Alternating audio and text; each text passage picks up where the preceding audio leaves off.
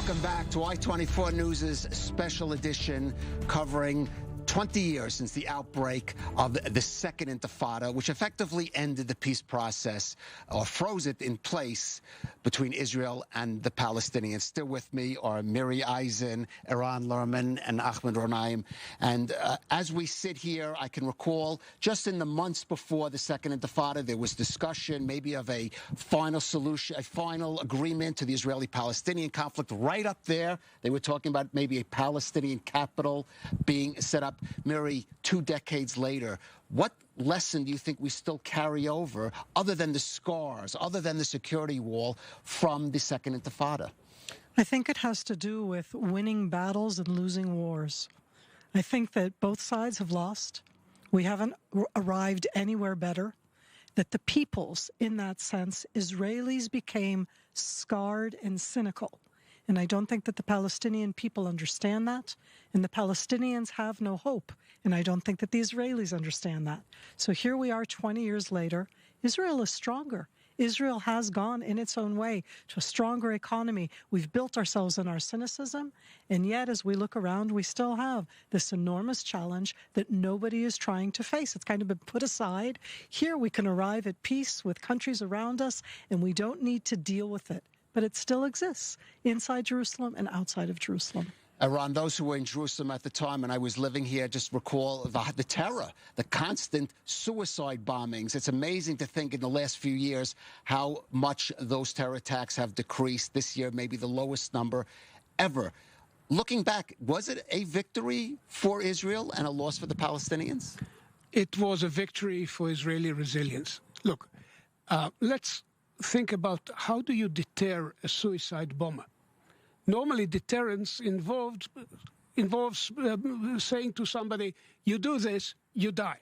Now, that's a bit pointless when you're talking about a suicide bomber. But if you can prove over time to the society that suicide bombers come from, that they're going to die for nothing, because Israeli society will suffer the losses, mourn the dead, heal the wounded, and go on with its life, then the whole point of this useless sacrifice of human lives becomes moot. And I would give credit to Mahmoud Abbas, President, to Abu Mazen as president, that he understood this right from the beginning.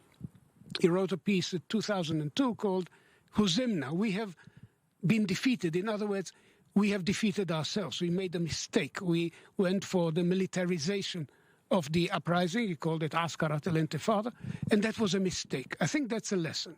We have drawn our own, Israeli society has drawn its own lessons about resilience and about conflict management. But I wouldn't say that the prospects for peace are dead.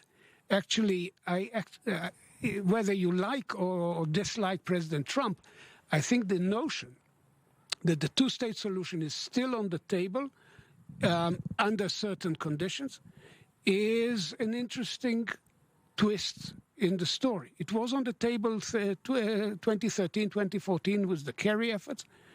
Abbas walked away. It is once again on the table with the Trump plan. You don't have to take it as the laws of Medes and Persians, but I think Israelis are closer to, the majority of Israelis would accept a two-state solution, but not on Palestinian terms.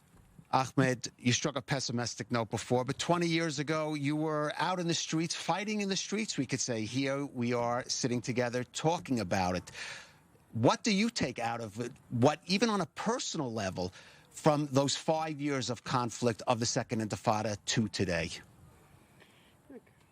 Now, I would like to talk about partnership here. I think the Israeli side had failed to prepare or to build a partnership between the Palestinian and the Israeli side. Since more than 20 years, President Abbas is calling the Israeli side to put in for this conflict. They were talking about no partner in the Palestinian side. All the world are witnessing that we didn't have partner in the Israeli side. Prime Minister of Israel, Netanyahu, was still talking about confiscation and annexation of the Palestinian territory. Is this the peace that you are talking about? Why you are escaping from the facts? Why you are not talking to the people direct? I believe that the Israeli people is a victim of your government, is a victim of the continuous Israeli government. You have once to be shamed from continue occupying another people or other people. This is the fact. The occupation is the base of the conflict. The occupation is the cause of the conflict. Close the factory of the violence. This is the occupation. We are the victim. We are the Palestinians are the victims, and we are looking for successful partnership with the Israeli side. Stop blaming the other. Come and with heart, with brave heart, and talk about the facts. I want to ask Miri. We did see a peace agreement just in the past month between Israel and two Arab states. That was a breakthrough. How will that, you think, impact on the narrative that Ahmed is talking about is stemming from the Second Intifada? There's no question whatsoever that the ones that have been left out are the Palestinian people. I would even say the Palestinian leadership. And nowadays, in that sense, the fact that Israel in the Middle East can forge partnerships with players who put the Palestinian issue aside and go forward is not good news in that sense for the Palestinians. But I'd like to give a little bit of a twist to it. I always feel that when Israel is feeling strong, that we actually can take bigger steps. And when we have partnerships with places like UAE, with places like Bahrain, perhaps additional ones, maybe it'll make us, from our position of strength, more open to some kind of a compromise with the Palestinians. Eran, I want you to continue talking about it. And do you think there could be a third Intifada, or has that period passed, given what has happened? Well, Bi'idhnillah, with God's grace, no. I think that's not a very real prospect. I think we've moved past that. I think when you hear very coherent statement from people in high places in Ramallah, they understand.